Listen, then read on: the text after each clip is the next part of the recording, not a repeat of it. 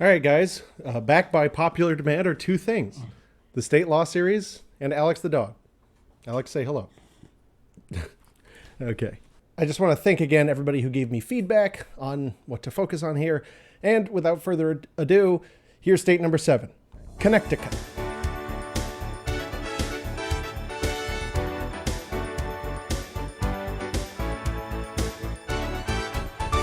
This is a state with deep roots in the American history of arms, having contributed massively to the armament of the people for many generations. Certainly then, we can expect great things from the state of Connecticut. Wouldn't you expect? Well, whatever the case may have been, the 2012 shooting at Sandy Hook Elementary had significant impacts on the state, as well as Alex Jones, some of those resulting in its gun laws getting an A- rating by Giffords. So let's see how our rating stacks up, huh? I've broken the analysis down into 9 categories, this time with some subcategories. You can check the description for timestamps if you want to skip around, but I'm going to try to keep it brief enough to where it's easy to just sit through the whole thing and get it all. At the end, we'll be giving the state a grade. If you like this sort of content, do me a favor, like the video and hit subscribe. It helps me know what kind of content to focus on, and it's also a really nice thing to do that I appreciate a lot. All right, let's first take a look at Connecticut's state constitutional right to arms, and let's keep it in our mind as a backdrop as we go through the rest of the topics here. Connecticut's state constitution provides that every citizen has a right to bear arms in defense of himself and the state. Now, some people might think that this sounds just great, but if you have experience with constitutional law, you'll see something sticking out right away, and that's the word citizen. It wasn't very long ago where the concept of citizenship was something very low level and was largely handled by the states. It wasn't a tremendous concern who was and was not a citizen until fairly recent years, and thus the state limiting the right to citizens as opposed to the people is suspect. This is hammered home by state courts' treatment of Article 1 of its own constitution. In the 1995 case of Benjamin v. Bailey, the Supreme Court of Connecticut was reviewing an assault weapons ban as against the state right to bear arms. In Benjamin, the court determined that the assault weapon bans did not infringe on the right of Connecticutans because the ban represented a reasonable exercise of the state's police power, and that people could still access a wide variety of other different and less useful guns. So in Connecticut, the right to arms is a right in name only, at least according to the state Supreme Court. The limits of that right appear to be, at least to the state Supreme Court, only the complete elimination of arms. Nice. So let's talk now about restrictions on owning firearms. This is, if you ask me, the most pernicious class of gun restrictions. These are prerequisites on owning a firearm at all. This section will be limited to run-of-the-mill pedestrian firearms like handguns, shotguns, and rifles. State restrictions on NATO guns the feds like to regulate will be in the cool gun restrictions section. To start with, Connecticut has one of the most problematic firearm ownership regimes in the nation. You need an eligibility certificate to receive or purchase most long guns or handguns. And this is distinct from possession in a weird chicken and egg sort of way. Before we get there, though, let's talk about the ground levels to firearm eligibility in Connecticut. State law provides that no person, subject to limited exceptions, shall possess a firearm or ammunition if they meet any of the following criteria.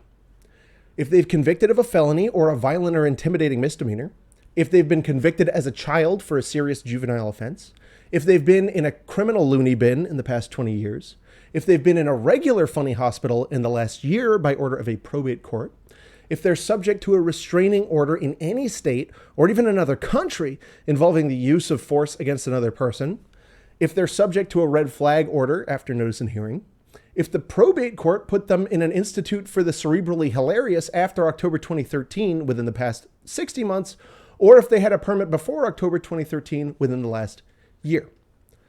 If after October of 2013, the individual voluntarily locked themselves in a brain barn within the previous 6 months for reasons other than being a drug addict, they also can't possess. For handguns only, if they are an undocumented person, which, why? Anyway, the penalty for violating any of these things is a Class C felony. There is no minimum age to possess a long gun in Connecticut. However, state law prohibits anyone from tendering a manually operated or rimfire long gun to anyone under 18 years of age. In addition to that, no person may sell, deliver, or otherwise transfer at retail any semi-automatic centerfire rifle that can take a magazine larger than 5 batteries to anyone under 21. This left some ability for people to acquire firearms through gift or other means, but in 2014, the law made it unlawful for anyone to purchase or receive any firearm without an eligibility certificate or other certain limited circumstances. Worry not, though, because a junior firearms hunting license may be issued to a child between 12 and 16 years of age. So while the law still does not impose a minimum age on long gun possession, it leaves few avenues for acquisition for those under 18. Now let's get on to purchase restrictions. This section is for laws that restrict how an individual can acquire a firearm. While federal law controls FFLs, it does not control how individuals inside of a state can transact privately with respect to guns. This leaves a lot of opportunity for states to either respect or severely frustrate the rights of their resident. And here, of course, Connecticut chooses the latter option. The state fancies itself a universal background check jurisdiction, and it accomplishes this with a bizarre patchwork staccato. While the state does not have a waiting period on firearm transactions, it can take up to 90 days to get a firearm eligibility certificate. To start with, no person, firm, or corporation, including any private seller, may transfer a handgun unless they have obtained an authorization number from the Commissioner of Emergency Services and Public Protection. We'll call this the department going on because they're referenced a lot. The department commissioner must perform a background check to determine whether the applicant is prohibited from possessing a handgun. As for long guns, anyone wanting to sell one at retail must run a background check through the department to verify that the transferee is eligible to possess a firearm. We're not out of the woods yet when it comes to long guns, though. Connecticut prohibits anyone who's not an FFL from transferring or selling a long gun to a non-FFL unless the following conditions are met. Both parties must comply with the documentation and authorization requirements that apply to retail sales. That being, the seller must document the transfer with the department. They must maintain copies and obtain an authorization number. The buyer must undergo a NICS check. The gun must be unloaded, and the department must authorize this transfer. In the alternative, private sellers can go to an FFL inside the state who must consent to running a background check through NICS, and then a party must complete a form to record the transaction. Of course, for just about all of these transactions, you need an eligibility certificate or permit to sell handguns. Generally, people are entitled to handgun eligibility certificates if they're not otherwise disqualified, are over 21 years of age, and have, of course, completed an approved disinformation course in the safety and use of handguns. The commissioner of the department must take fingerprints of applicants for handgun permits or otherwise collect their biomass to positively identify them. The state may take up to 60 days after getting a record check from the FBI and up to 90 days total to issue an eligibility certificate, which is good for 5 years. Rifle eligibility permits are similar, but limited to 18-year-olds as opposed to 21-year-olds. The fee for an initial certificate or renewal is $35. The names and addresses of permit holders are confidential under state law, with, of course, exceptions for when the state really wants to give your data away.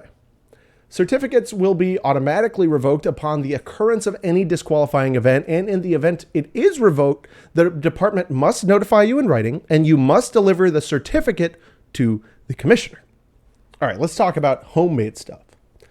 As we've discussed here many times, the right to keep and to bear something necessarily includes the right to acquire it in some way, and the purest way to acquire something is to make it yourself. After all, it's the only way of acquiring something without the use of someone else's labor.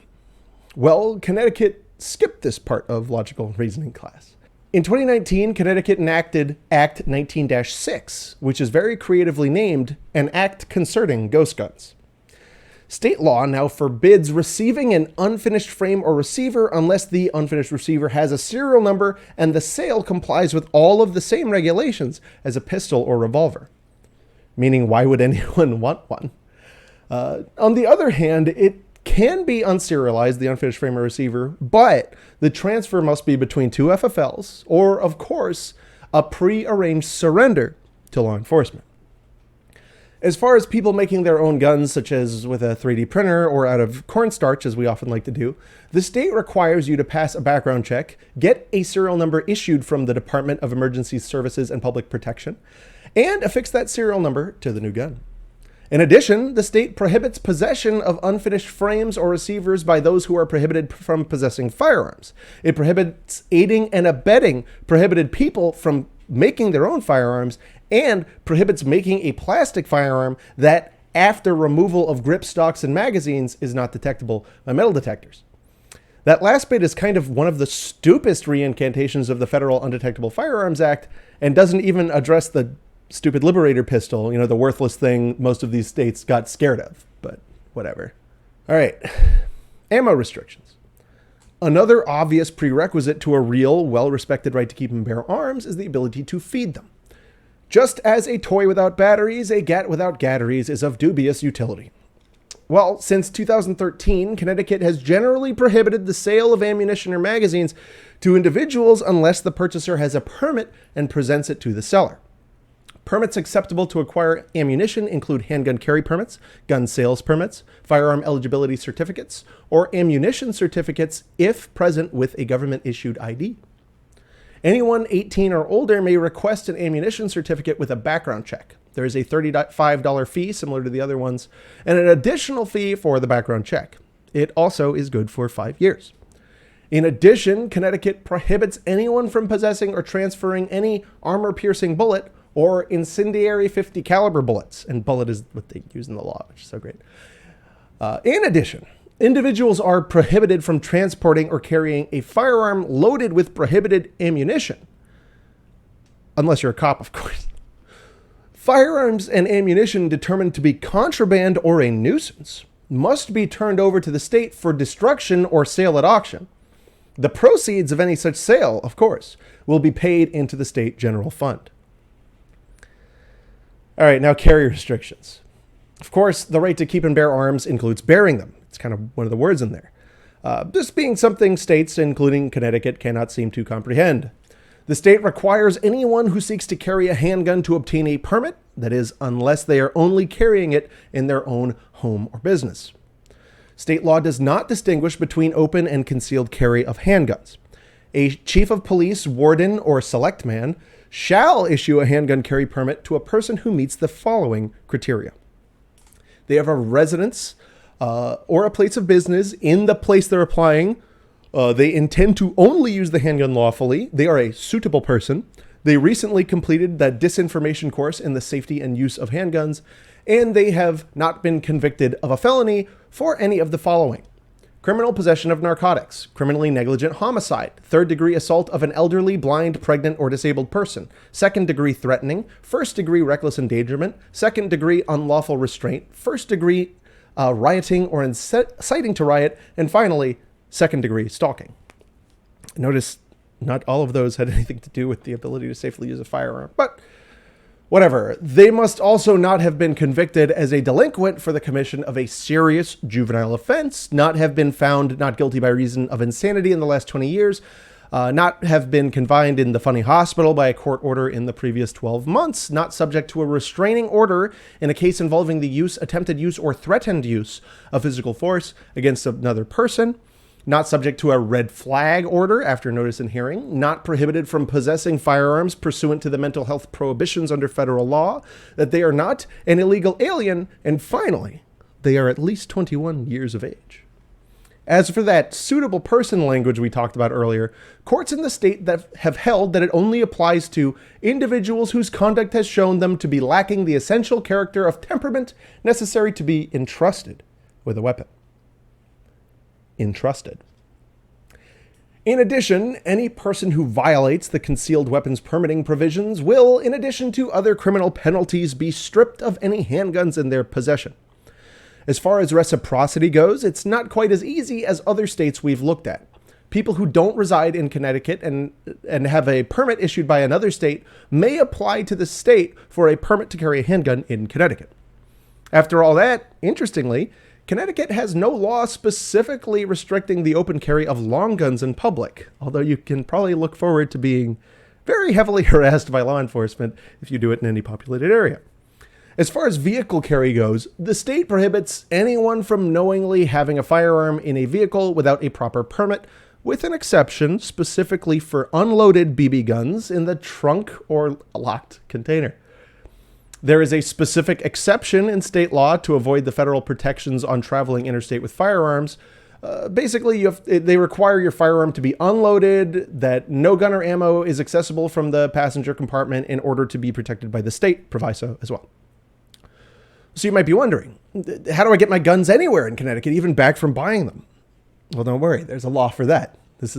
Connecticut takes a lot of inspiration from the French when it comes to laws. It seems there's a law for every situation. State law provides that a person may transport a handgun in a vehicle without a permit if it is not readily accessible from the passenger compartment, or for vehicles without trunks is in a locked container other than a glove box. The exception only applies if the individual fits in the following criteria. 1, they're carrying the handgun in the package it was originally wrapped and taking it from where it was purchased to their home or business. 2, they're moving household goods from one place to another. 3, they're transporting the handgun from their residence or business to a repairman or back home from the repairman.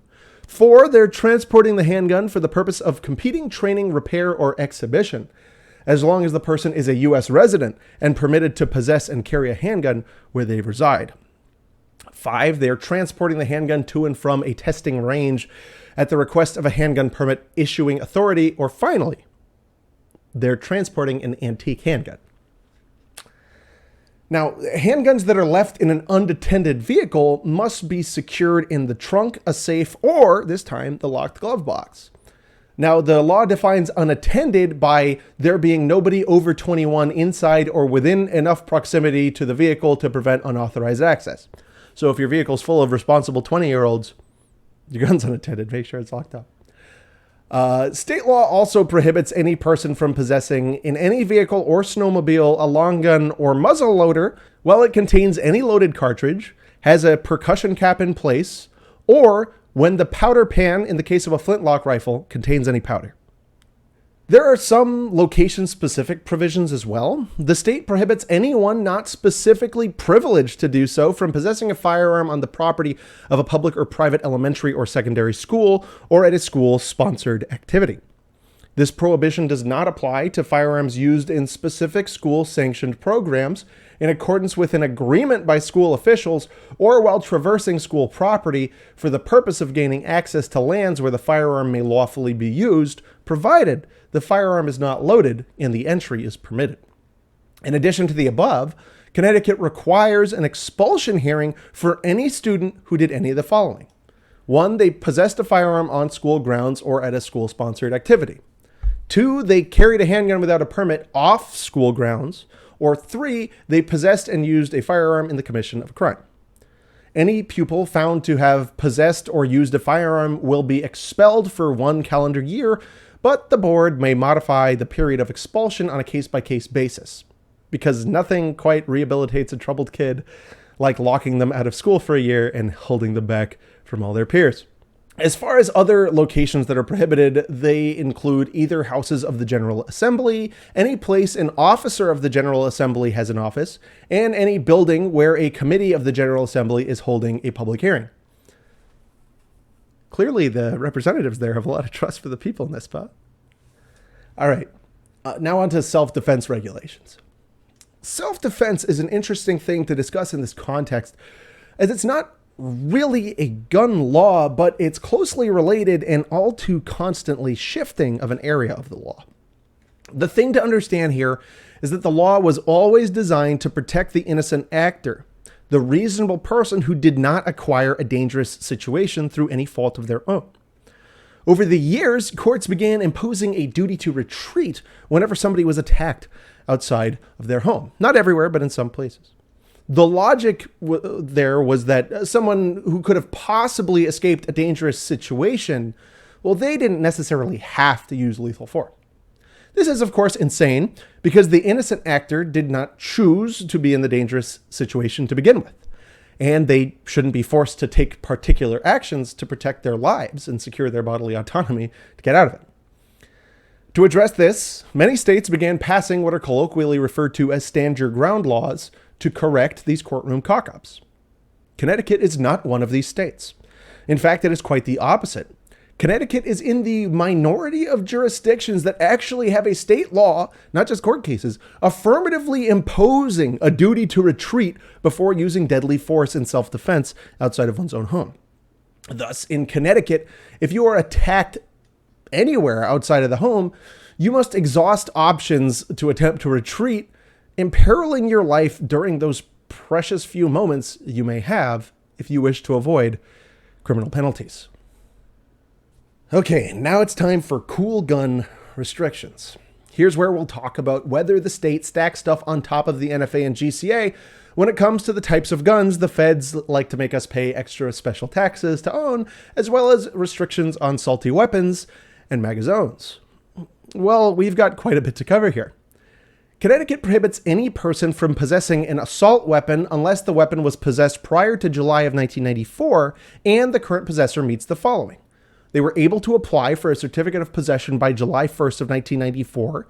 They lawfully possessed it before October 1st of 1993, and they're not in violation of the assault weapon regulations. The state also prohibits anyone from distributing, transporting, importing into the state, keeping, offering, or giving an assault weapon to any person in most circumstances. Now, as for how the state defines assault weapon, that includes the following. 1, any selective firearm capable of fully automatic, semi-automatic, or burst fire at the option of the user. Now, this is an interesting one. Remember it for later when we talk about Connecticut's machine gun law. It also includes any semi-automatic centerfire rifle, regardless of when it was made, if it can take a detachable magazine and has at least one of the following.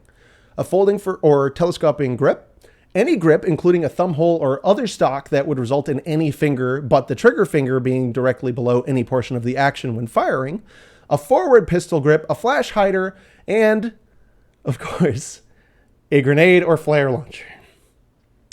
Because, rifle grenade crime is on the rise, right? There is, in addition, a named list of particular firearms by model that are automatically considered assault weapons.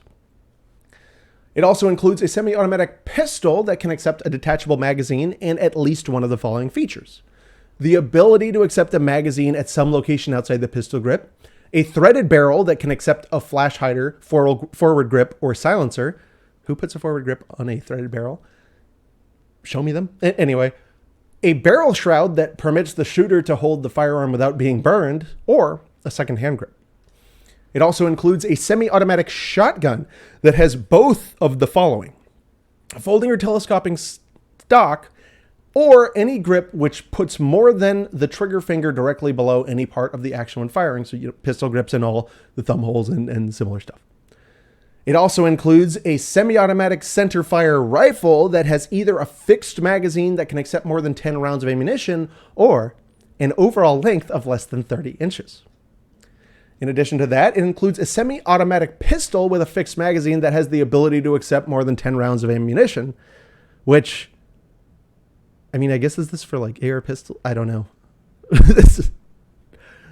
Whatever. No, it wouldn't be because that fits under the, what is this for a semi-automatic Mauser Schnellführer with a fixed mag? Anyway. In addition to that, the seventh thing it includes is a semi-automatic shotgun that can accept a detachable magazine, or finally, everyone's favorite cleaning device, a shotgun with a revolving cylinder.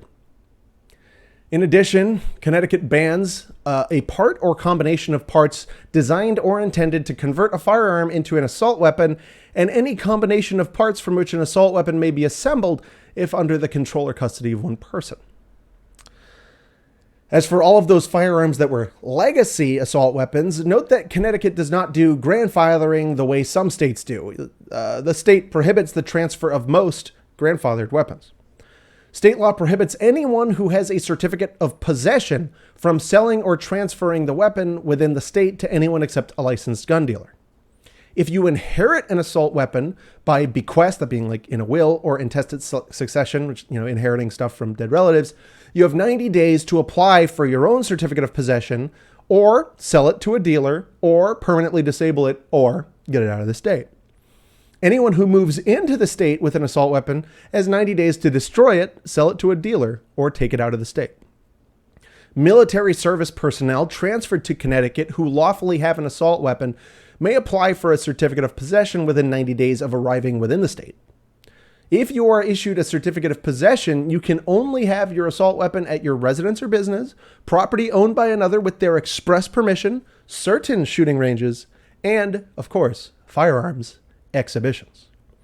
Anyone in possession of a registered assault weapon may only transfer it to a licensed dealer, police department, or the state. If it is lost or stolen, you must report it within 72 hours. If you have a gun that was made an assault weapon by its criteria rather than, being named referenced, it is exempt from transfer and registration requirements if it was legally manufactured before September 13th of 1994. Connecticut, also because of a few fudge-ups, allows possession of certain specific assault weapon models under certain circumstances. Specifically, if you possess an AK-47, MAC-10, or MAC-11, and you obtained it between October 1st, 1993 and May 8th of 2002, you're not prohibited, and you notified the state of this possession prior to October 1st of 2003, you can still possess it. State law also specifically allows those in the business of manufacturing assault weapons to manufacture and transport the guns for sale to the cops, military, or for sale out of state, and they are also kind of exempt from the whole combination of parts thing, as are people who repair these types of weapons. Interestingly, the state also allows the sale of assault weapons to the cops, military, and naval forces, both for official duties as well as off-duty use, and to security employees at nuclear power plants. Now, how about those magazines?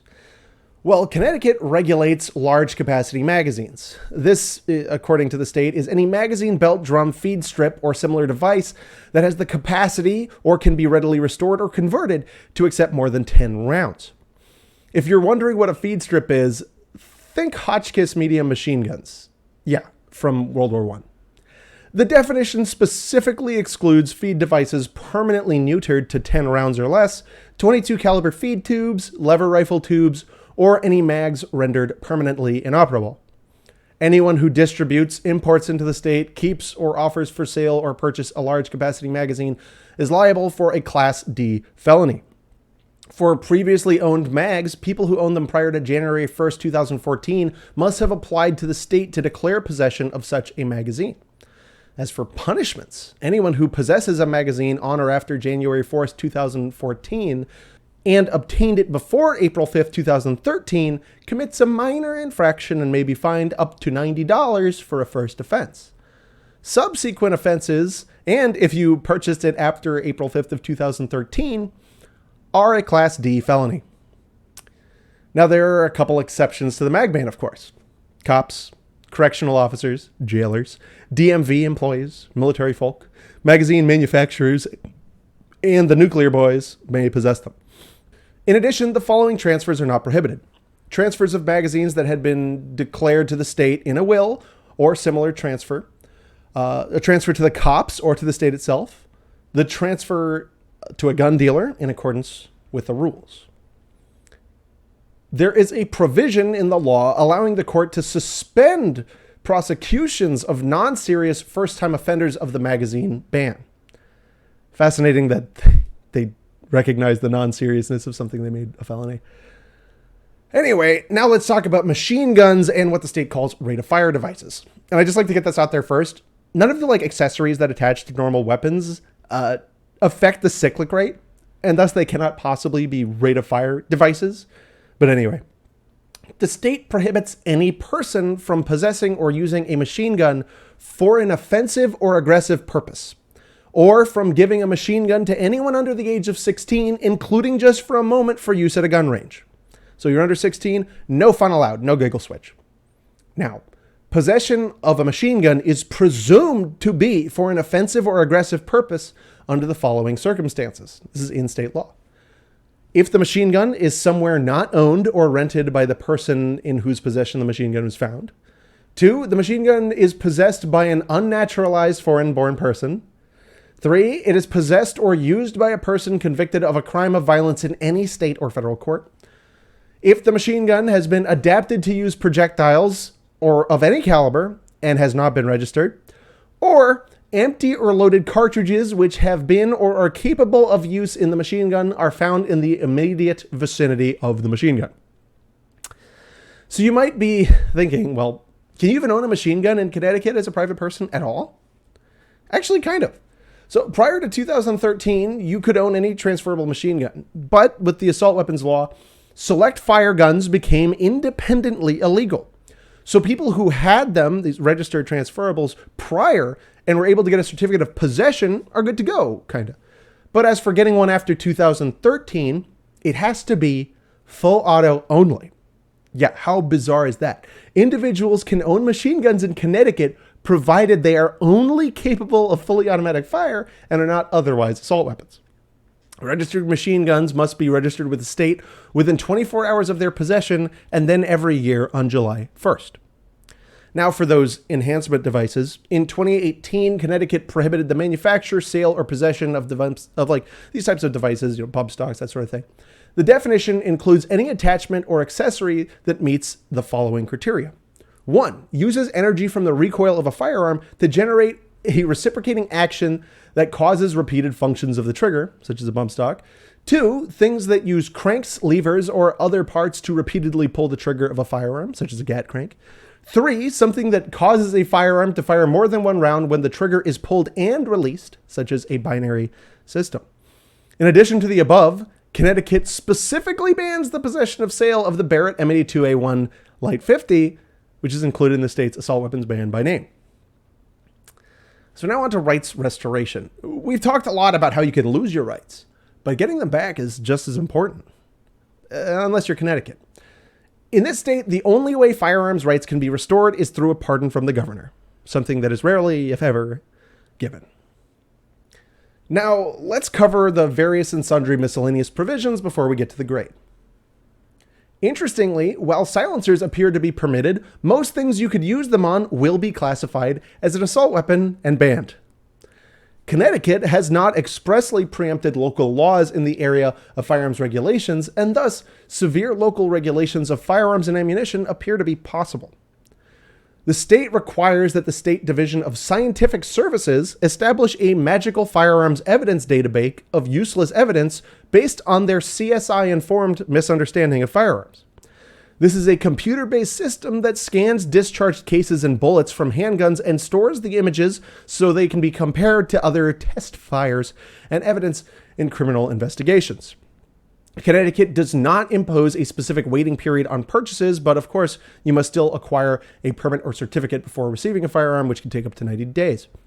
The state also requires any person who lawfully possesses a firearm that was lost or stolen to report the theft to the cops within 72 hours of when they did or should have discovered that loss or theft. Connecticut generally prohibits any person from carrying a BB gun and generally bans the knowing possession of loaded BB guns in a vehicle. Connecticut also has a law prohibiting anyone from storing or keeping firearms in such a way that a person under 18 is likely to be able to gain access to them without the permission of their parent or guardian. All right, let's assess and grade Connecticut using the previous states as kind of guideposts. Connecticut may not be the worst state in the union, but I'm not sure how much praise that could possibly be. It contains at least one element of every one of the worst classes of firearms laws imaginable. The state treats the possession of firearms very clearly as a privilege, not a right. Virtually every way to acquire a firearm in Connecticut necessitates state permission, even just for simple possession. The state imposes felonies wildly without any meaningful way to restore the essential human right to an effective mechanism of self-defense. Not only that, but in the areas it regulates, Connecticut regulates in a wanton manner with clearly self-contradictory provisions, in addition to the fact that localities can pass their own restrictions. So as far as a grade goes, I'd like to say F Connecticut, as I award it, a thoroughly earned F. Think I'm wrong? Did I miss anything? Be sure to let me know down in the comments so I can make a correction. That's it for today, guys. Let me just say I really appreciate you guys watching and subscribing. It makes a huge difference for me. If you want to support me more than that, which would be amazing, I'm on Patreon, Utreon, and Subscribestar. I've got benefits like a Discord, patron-only content, surely more to come.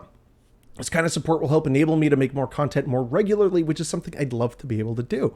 There's also a link to some Fuddbusters merch, stickers, apparel, and the Magic ATF ball in the description below, as well as Amazon affiliate links. Using any of these, again, is a massive aid to me. Thank you all so much for watching to the end and for your support. I'll see you next time, or if you join up on one of the patron services, I'll see you in the Discord. Remember, the anti-side has been working long and hard passing laws and pushing policy like those we see in Connecticut. Anything more than minimum compliance is self-regulation. Y'all take care.